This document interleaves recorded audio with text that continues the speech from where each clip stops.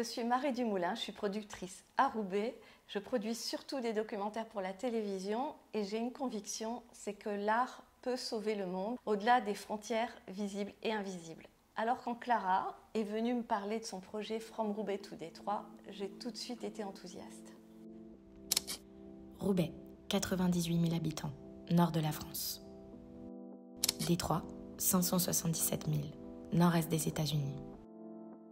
Roubaix a brillé par le passé grâce à son industrie textile. Détroit a connu la gloire avec ses usines automobiles. Puis les crises économiques, aux conséquences sociales désastreuses, les ont menés au statut de ville la plus pauvre de France, ville la plus dangereuse des États-Unis. Mais derrière les murs de briques, elles sont toujours vivantes. En 2017, pendant une année d'études, j'ai découvert Détroit. Et en fait, j'y ai trouvé une énergie créative hors cadre. Quand je suis rentrée en France, j'ai cherché à retrouver cette énergie.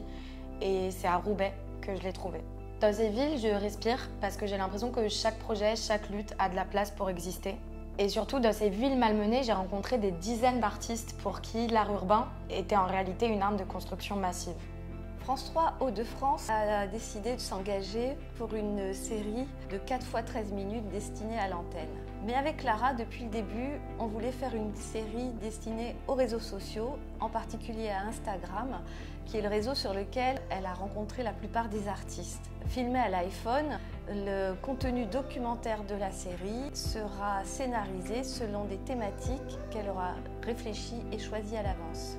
Dans la série, on retrouvera deux volets. Un premier volet, où il s'agira vraiment de 24 reels d'1 minute 30, abordant 6 thématiques différentes, par exemple la gentrification et la création, au travers des regards entremêlés de 20 artistes français et américains, venant de terrains différents et surtout aux influences multiples.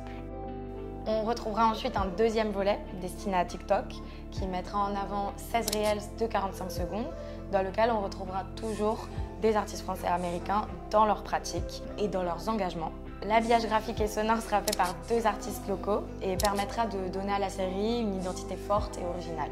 La série sera diffusée sur les portails de France 3 Hauts-de-France. Instagram, 85 000 abonnés, Facebook, 790 000 abonnés, YouTube, 179 000.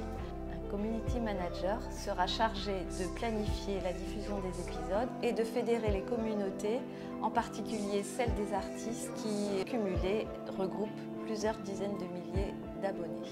Au travers de mes rencontres, j'ai vraiment réalisé que le travail des artistes reflétait des dynamiques contemporaines au-delà des frontières.